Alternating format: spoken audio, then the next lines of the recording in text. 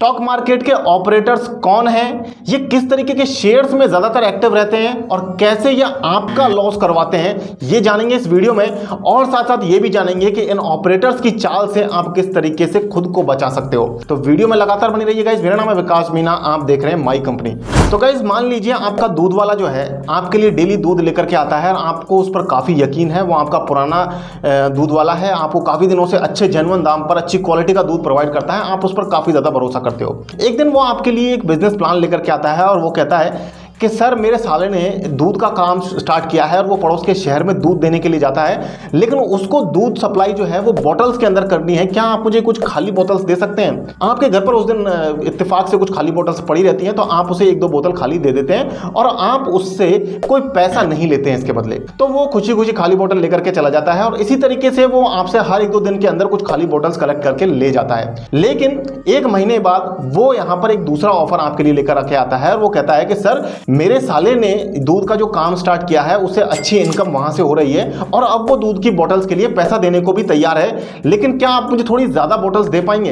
अब इस केस में आप उससे पूछते हैं कि भाई आप मुझे कितना पैसा दोगे एक बोतल का? तो वो कहता है कि सर मैं आपको 5 रुपए एक बोतल पर दे दूंगा। लेकिन क्योंकि आपको पता है कि आप बहुत ज्यादा बोतल्स कंज्यूम नहीं करते हैं, क्योंकि आप बहुत ज्यादा पानी बोतल से नहीं पीते हैं, हाँ एक दो बोतल आप जरूर लेकर के आते रहते हैं डेली, लेकिन आप उसे 10 बोतल या 5 बोतल डेली की प्रोवाइड नहीं करवा सकते हैं। और अगर आप मार्केट से खरीद करके लाएंगे तो क्योंकि आपको एक बोतल 20 रुपए की पड़ने वाली है, तो ये सौदा आपके लिए फायदे का नहीं होगा और आप उसे मना कर देते हैं। वो ये चीज समझ जाता है, घर जाकर के वो एनालिसिस करता है और वो नेक्स्ट डे आपके लिए अपना जो ऑफर है उसको चेंज करके लाता है। वो कहता है कि सर हम आपको बोतल के लिए, एक बोतल के लिए 30 रुपए का प्राइस दे सकते हैं, तो क्या अब आप मुझे 10 बोतल डेली की प्रोवाइड करेंगे? यहां पर आपको जरूर थोड़ा सा शक होगा, आपको लगेगा कि यार मार्केट में 20 रुपए की बोतल आती है तो ये मार्केट से जाकर के क्यों नहीं ले लेता है, मेरे से क्यों लेने वाला है? लेकिन यहां पर आता है लालच, जिसे मार्केट की लैंग्वेज में ग्रीड भी कहा जाता है। तो ये ग्रीड यहां पर काम करता है और आपको लगता है कि यार बैठे बिठाए हर बोतल पे 10 रुपए मिल रहे हैं तो क्यों ना ये काम कर लिया जाए। तो आप उसे कहते हैं कि भाई ठीक है, लेकिन पैसे का कैसे करेगा, पैसे तो बता। तो वो कहता है कि सर आप मेरे दूध के पैसे में से काट लेना। आपको ये बड़ा अच्छा ऑप्शन लगता है, क्योंकि आपको पता है कि वो कहां जाएगा महीने के लास्ट में, दूध के पैसे तो आपसे लेकर के जाने वाला ही है। आपके अगर पैसे खा भी जाएगा तो आप दूध के पैसे में से काट लेंगे। तो आपको बड़ा ही सही लगता है। आप कहते हैं कि ठीक है मैं तेरे को कल से 10 बोतल दे दूंगा। आप मार्केट से, ऑफिस से जब आते हैं या कॉलेज से आते हैं तो मार्केट से कुछ बोतल साथ में ले आते हैं और ला करके नेक्स्ट डे आप उसे बोतल्स प्रोवाइड कर देते हैं। इसी तरीके से वो 10 बोतल्स पर डे आपसे लेकर के जाता रहता है और इसके बदले आपको 30 रुपया पर बोतल का देता रहता है। लेकिन एक महीने बाद वो आपका ऑफर बढ़ाता है और वो कहता है कि सर मुझे अब 100 बोतल्स की जरूरत है, मेरे जो साला है उसका काम काफी ज्यादा बढ़ गया है, काफी ज्यादा डिमांड उसे आ रही है, इसलिए उसे 100 बोतल्स पर डे की जरूरत है। आप कहते हैं कि भाई 100 बोतल को स्टोर करने में काफी ज्यादा मेहनत लगेगी, लाने ले जाने में काफी ज्यादा कॉस्ट आएगी, तो आप थोड़ा सा पैसा इसका बढ़ाइए।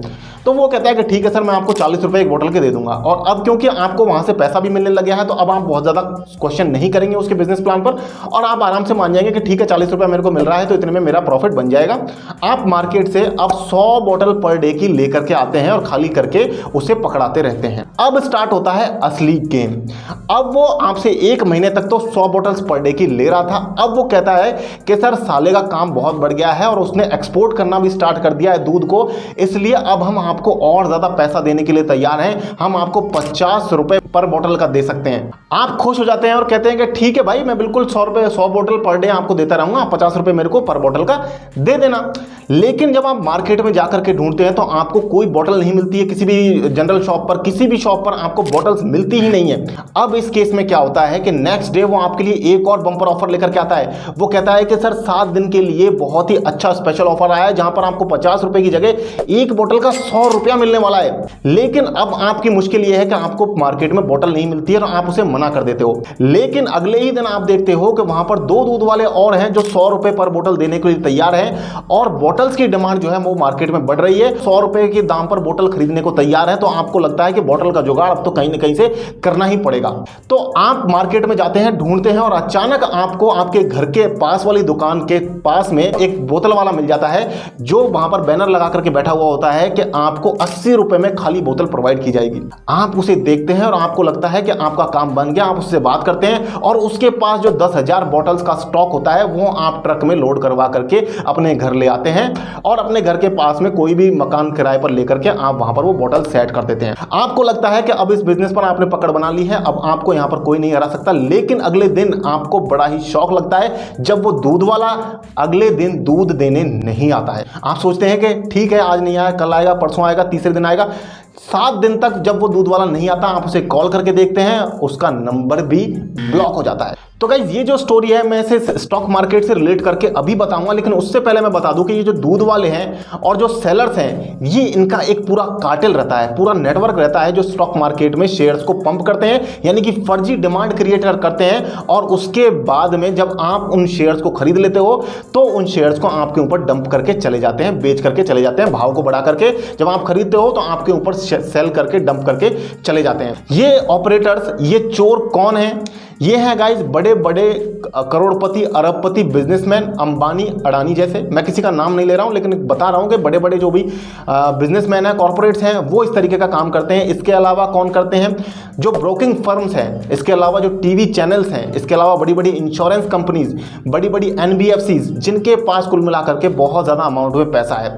और साथ साथ गाइस एक चीज़ बता दूं, आज की डेट में जो छोटे छोटे टेलीग्राम चैनल्स भी हैं वो भी ये काम करते हुए नजर आ रहे हैं, क्योंकि जो छोटे मार्केट कैप वाली कंपनीज होती हैं, जिनकी 1-2 करोड़ की मार्केट कैप होती है, उनको मैनिपुलेट करने लायक पैसा तो ये टेलीग्राम चैनल से भी कमा लेते हैं। इसलिए आपको आज की डेट में बहुत ज़्यादा केयरफुल रहने की ज़रूरत है। और इसके अलावा जो सबसे बड़ा चोर है, सबसे बड़ा ऑपरेटर है इंडियन स्टॉक मार्केट का, वो है FII, यानी कि फॉरेन इंस्टीट्यूशनल इन्वेस्टर।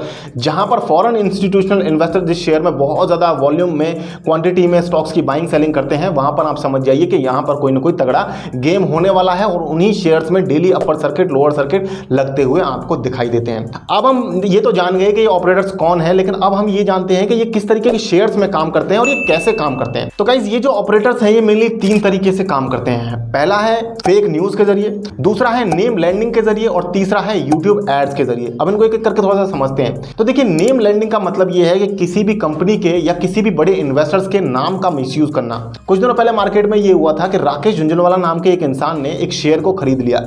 हालांकि वो मेन राकेश झुंझुनवाला नहीं थे, लेकिन क्योंकि राकेश झुंझुनवाला उसका भी सर्टिफाइड नाम था, इस वजह से मार्केट में ये खबर फैल गई। लेकिन इस बात का पता चलते चलते 2 दिन लग गए कि वो असली राकेश झुंझुनवाला नहीं है। लेकिन उसके चक्कर में वो जो शेयर था वो डेली 2 दिन तक अपर सर्किट लगाता रहा और वहां पर हमारे और आपके जैसे कई सारे रिटेल इन्वेस्टर्स फंस चुके थे। इसके अलावा नेम लैंडिंग का जो काम है ये कंपनीज के नाम से भी ताल्लुक रखता है। कुछ कंपनीज ऐसी हो सकती हैं जिनके सिमिलर नाम की दूसरी कंपनीज भी मार्केट में लिस्टेड होती हैं। तो जब कोई एक कंपनी में कोई अच्छी खबर आती है तो और उसका शेयर बढ़ता है, तो उस सिमिलर नाम की दूसरी कंपनी में भी ये ऑपरेटर्स काम करना स्टार्ट कर देते हैं। और जब आप लोग देखते हैं कि इसमें अपर सर्किट लग रहा है, शेयर ऊपर जा रहा है, तो आप लोग भी उसे चेज करने की कोशिश करते हैं, खरीदने की कोशिश करते हैं। और वहां पर जब शेयर का प्राइस बढ़ जाता है तो वो ऑपरेटर्स दूध वाले की तरह वो बॉटल्स को आपके ऊपर छोड़कर ही चले जाते हैं, उन शेयर्स को आपके पास ही पटक करके चले जाते हैं। इसके बाद दूसरा तरीका जिस तरीके से काम करते हैं वो है फेक न्यूज के जरिए। हो सकता है किसी कंपनी में हस्बैंड और वाइफ दोनों जो हैं वो प्रमोटर्स हैं और दोनों ही कंपनी में काफ़ी एक्टिवली काम कर रहे हैं। अब वो चाहते हैं कि कंपनी का जो शेयर है वो थोड़ा सा महंगा हो रहा है और वो शेयर्स को कुछ खरीदारी करना चाहते हैं। कंपनी के शेयर्स को प्रमोटर खुद ही खरीदना चाहते हैं। तो ऐसे केस में वो क्या करते हैं, मार्केट में एक फेक न्यूज़ फैलाते हैं कि हमारे बीच में कोई लव ट्रायंगल आ गया है, कोई तीसरा बंदा आ गया है, जिसकी वजह से हमारी जो पर्सनल लाइफ है वो खराब हो गई है। और किसी न्यूज़ चैनल को ये काम देते हैं, कुछ पैसे उसको पैसे देते हैं और वो कहते हैं कि इस तरीके की न्यूज आप मार्केट में फैलाइए और वहां पर किसी का नाम मत लीजिए। ये कहिए कि सूत्रों के हवाले से एक खबर मिली है कि XYZ कंपनी के प्रमोटर और उनकी वाइफ के बीच में किसी का एक कोई थर्ड पर्सन आ गया है, जिसकी वजह से उनके रिश्ते खराब होने के चांसेस हैं और तलाक तक भी बात जा सकती है। ये खबर मार्केट में फैलते ही उस कंपनी के शेयर्स जो हैं वो धड़ाम से नीचे आ जाते हैं और वो जो प्रमोटर्स हैं, हस्बैंड वाइफ, हंसते हैं और शेयर्स खरीद करके आराम से अपनी मौज में जीते हैं। तो ये हो गया दूसरा तरीका, फेक न्यूज प्रमोटर्स खुद फैलाते हैं। और तीसरा तरीका तरीका क्या है गाइस जो आजकल ट्रेंड में चल रहा है, वो है यूट्यूब एड्स के जरिए। आपने देखा होगा बड़ी बड़ी इंटरेस्टिंग स्टोरीज आजकल यूट्यूब पर एड्स के जरिए फैलाई जा रही है, जहां पर बताया जाता है क्योंकि कोई जापानीज पेड़ की कंपनी है, ये कंपनी पौधे लगाती है, जापान से पौधे लाती है इंडिया में, और इंडिया में उनको ग्रो करती है, और वो एक पौधा 5,000 रुपए का बेचा जाता है। इस तरीके के एड्स आपको बहुत सारे देखने को मिलेंगे, और जब आप यूट्यूब चैनल पर क्लिक करेंगे तो जाकर के आपको पता चलेगा वहां पर सिर्फ 1 या 2 ही वीडियोस होती हैं, और वो दोनों तीनों वीडियोस में मिलियंस में व्यूज होते हैं। ऐसा इसलिए होता है क्योंकि वहां पर करोड़ों रुपए खर्च करके उस वीडियो को ऐड चला करके प्रमोट किया जाता है, ताकि आपके और मेरे जैसे रिटेल इन्वेस्टर्स उस शेयर में जाकर के फंस चुके हों। इस तरीके से गाइज यहां पर ये जो पंप एंड डंप का गेम है, ये ऑपरेटर्स करते रहते हैं। अब आप इनसे कैसे बच सकते हैं ये जानते हैं। तो गाइज इसके लिए कुछ चीजें आपको ध्यान में रखनी पड़ेंगी। जैसा पहली जो चीज आपको यहां पर ध्यान में रखने वाली है वो ये है कि पेनी स्टॉक से आपको बच करके रहना है। जिन शेयर्स का प्राइस 1 रुपए से कम है स्पेशली, उनसे आपको दूर रहना है। क्यों दूर रहना है ये भी बताऊंगा।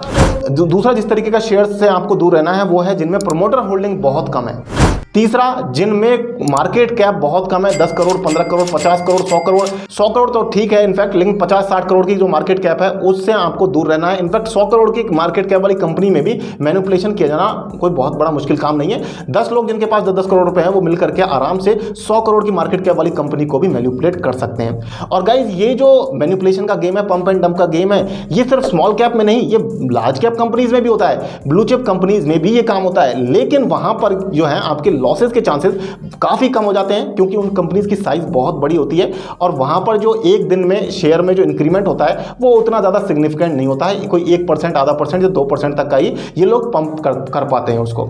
लेकिन स्पेशली आपको पेनी स्टॉक से, जिनमें प्रमोटर होल्डिंग कम है, जिनकी मार्केट कैप कम है, इस तरीके की कंपनी से आपको बच करके रहना है। इसके अलावा जिन शेयर्स में रोजाना अपर सर्किट या लोअर सर्किट आपको देखने को मिल रहा है, उन शेयर से भी आपको जरूर बच करके रहना चाहिए। कुछ शेयर्स की लिस्ट मैं आपको अपने टेलीग्राम चैनल पर प्रोवाइड कर दूंगा, जहां पर डेली अपर सर्किट और लोअर सर्किट चल रहा है, और वहां पर कुछ संदेह होने की आशंका है, आपको वहां से बच करके रहना चाहिए। तो आपको टेलीग्राम चैनल का लिंक डिस्क्रिप्शन में मिल जाएगा, आप जाकर के उस लिस्ट को वहां से पढ़ सकते हैं। अगर आपको ये वीडियो पसंद आया तो वीडियो को शेयर करें अपने दोस्तों के साथ में, जो पंप एंड डंप के गेम में फंसे हो सकते हैं या स्टॉक मार्केट में जिन्होंने इस वजह से लॉस किया है। अगर आपने कोई डीमैट अकाउंट नहीं बनाया तो मेरे फेवरेट डीमैट अकाउंट्स के लिंक आपको डिस्क्रिप्शन में मिल जाएंगे। एंजल वन और अपस्टॉक्स में जाकर आप अपना डीमैट अकाउंट बना सकते हैं। मिलते हैं गाइस फिर किसी नए वीडियो में, तब तक के लिए मुझे दीजिए इजाजत। जय हिंद, जय भारत।